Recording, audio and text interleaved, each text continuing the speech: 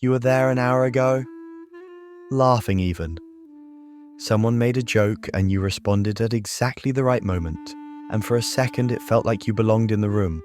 But now you're in your car, engine still off, watching the glow of the house through the windshield, or walking home, the night air suddenly too quiet, or already inside your apartment with the door locked behind you, and no one saw you leave. You didn't say goodbye, you didn't announce your exit, you just dissolved. One moment you were part of the gathering, and the next you were gone, like you'd never been there at all. And here's what's strange. You're not sure if anyone noticed. Part of you hopes they didn't. Part of you aches because they probably didn't. This is the quiet exit. The Irish goodbye, the French leave. It has a dozen names depending on where you're from, but the psychology beneath it is rarely what people assume. It's not rudeness. It's not exactly introversion. It's something harder to name. Something about how long you believe you're allowed to exist in a space before your presence becomes a problem.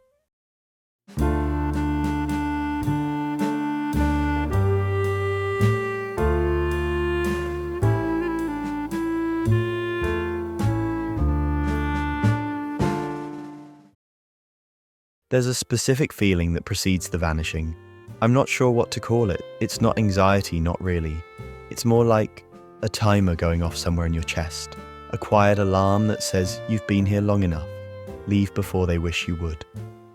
You might recognize it by the way you start drifting toward the edges of conversations, or how you suddenly become very aware of the door, or the way you begin rehearsing your exit in your mind, calculating the exact moment when leaving would be least disruptive, when your absence would require the least explanation.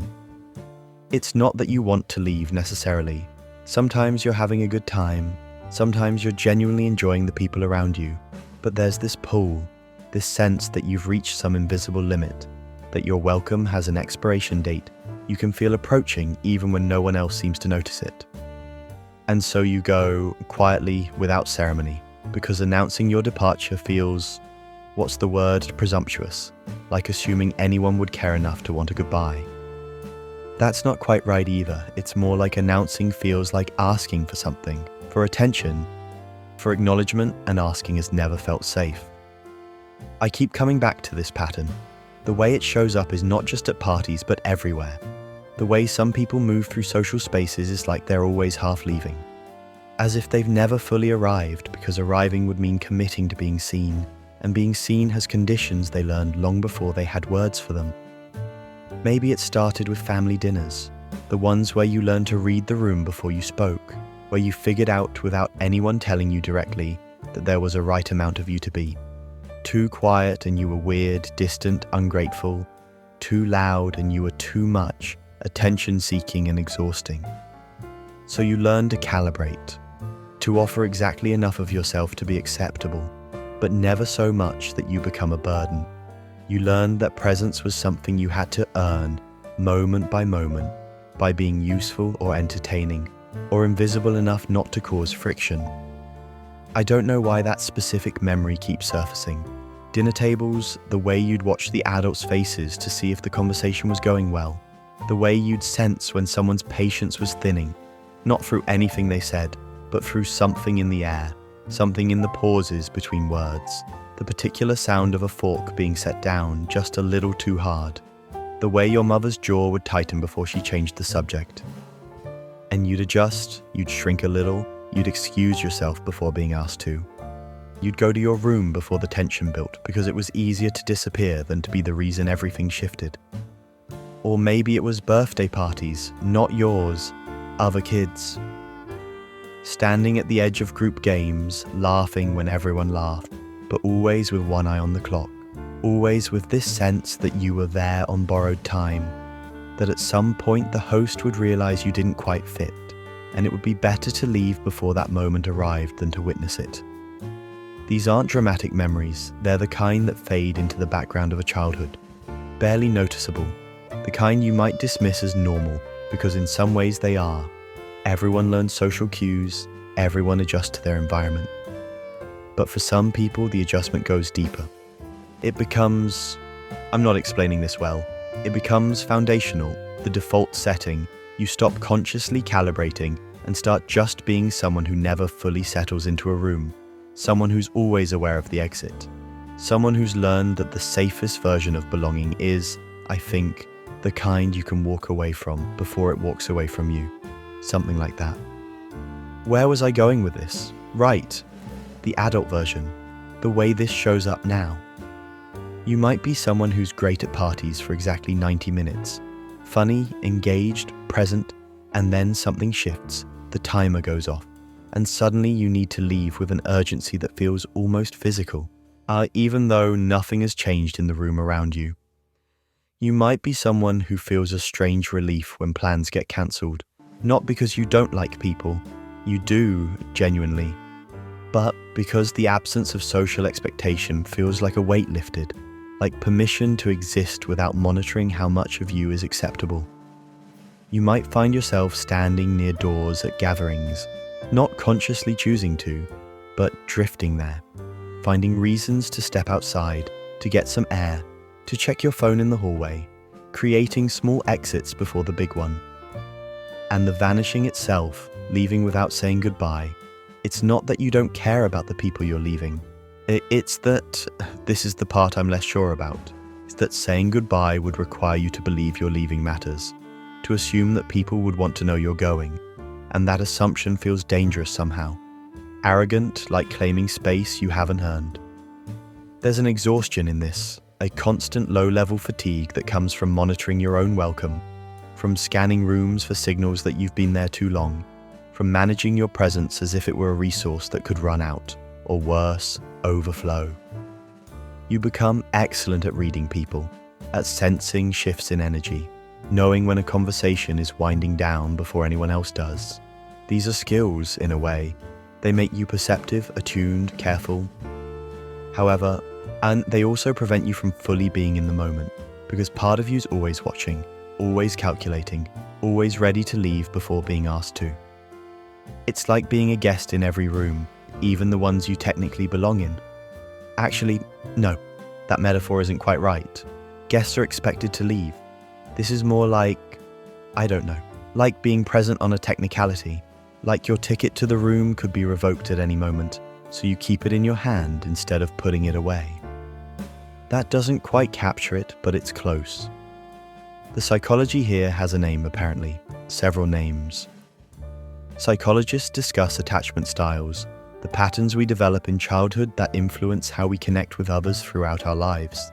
Or some people develop what is known as an avoidant attachment pattern.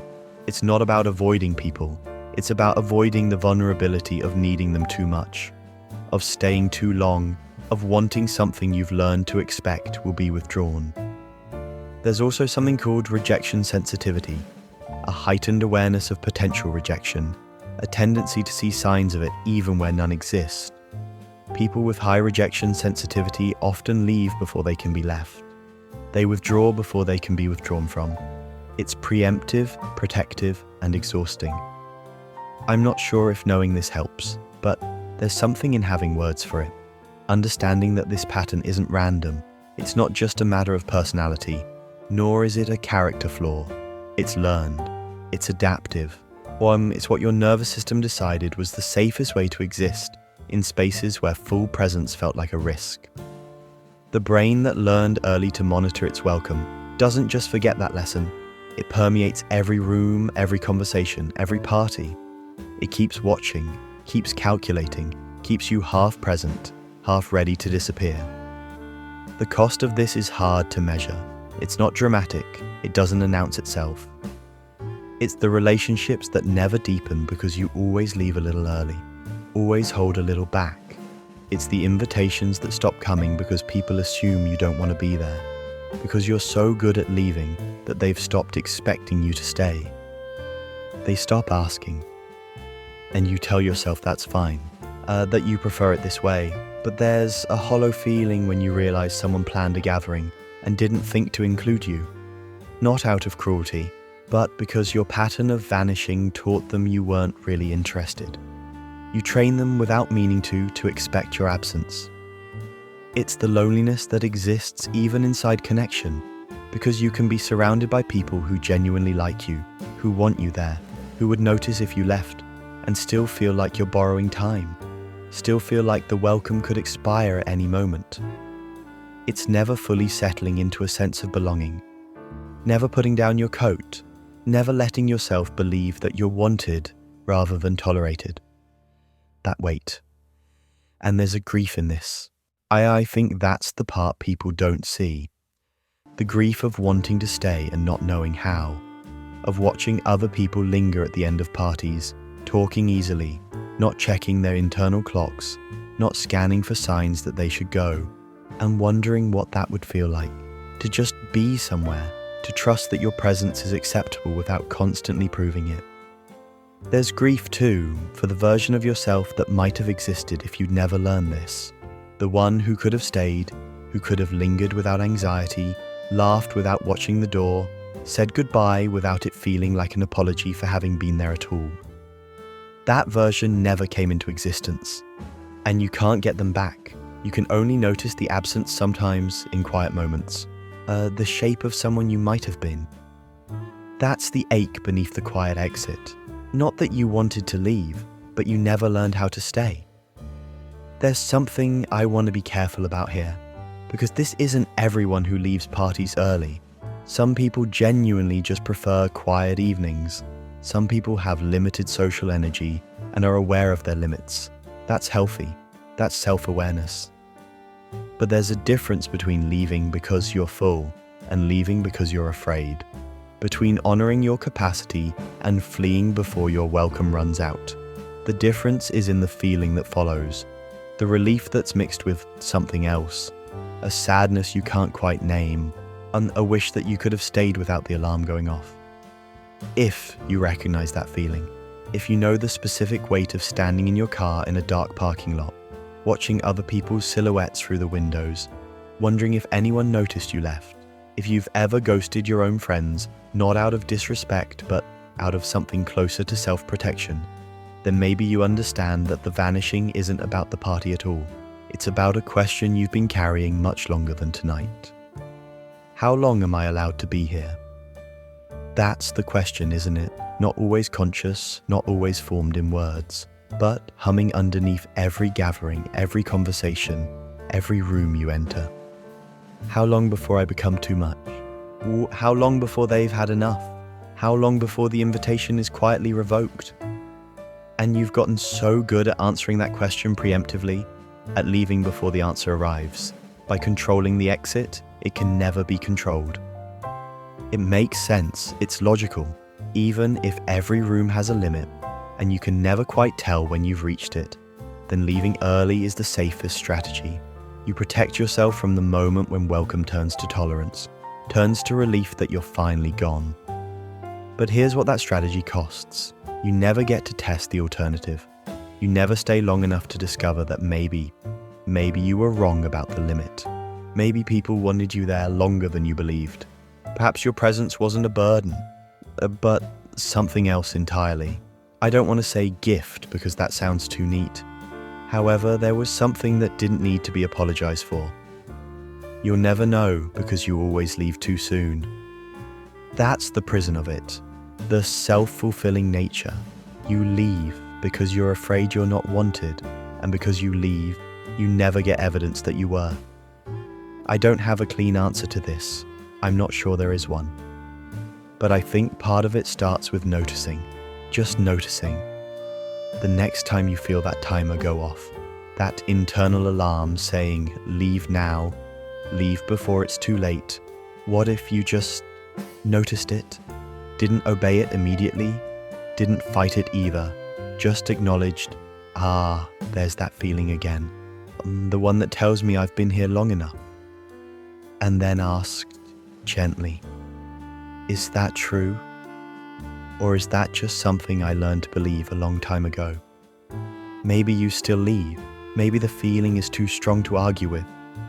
And that's okay. This isn't about forcing yourself to stay. It's about creating a tiny gap between the alarm and the exit. A moment of choice where there used to be only reflex. And maybe, sometimes, you try something terrifying. You stay 5 minutes longer than feels comfortable. You let yourself be seen a little more fully. You say an actual goodbye to one person, just one, and notice how it feels. Notice whether the world ends. It probably won't, but I can't promise that. What I can say is this: the rooms that feel safest to leave are sometimes the rooms that would have been safest to stay, and you won't know which is which until you let yourself find out. That's terrifying. I know. There's a version of you that knows how to stay, that exists somewhere beneath the one who's always calculating the exit. A version that could settle into a conversation without watching the clock, that could be believed, actually believed, that their presence is wanted without having to earn it moment by moment. That version didn't disappear. They just went quiet, learned that staying was dangerous, that presence had a price, and that the safest place to be was already leaving. But they're still there, still capable of belonging, of lingering, of being seen without flinching. And maybe healing isn't about becoming someone new. Maybe it's about letting that version come back. Slowly, one extended conversation at a time, one goodbye that gets said out loud instead of silently assumed. You don't have to stop being someone who leaves. You just get to become someone who knows they could stay. I'm unsure how to conclude this, that's honest. Maybe you're reading this after slipping out of something tonight. Maybe you're in your car right now, or back in your apartment, relieved but also something else. That familiar ache. It's okay. You learned to leave for a reason. You developed this skill because once, maybe many times, it protected you. And that's not a flaw, that's survival. But survival strategies don't always know when to retire. They continue to run long after the original danger has passed. And sometimes the work isn't to fix yourself, but to gently update the old programming, to remind your nervous system that the rooms you're in now might be different from the ones that taught you to flee. You're allowed to stay even when the timer goes off, even when every instinct tells you to go now. Leave before they notice, slip out while you can. You're allowed to find out what happens if you don't. I'm still figuring that out. To be honest, the staying, the belief that my presence isn't something to apologize for. But I think it's possible. I think we can still learn from it, even now, even after all these years of vanishing. Maybe that's enough to start with. The possibility that one day you walk into a room and don't immediately look for the door. Or maybe you still look, but you stay anyway.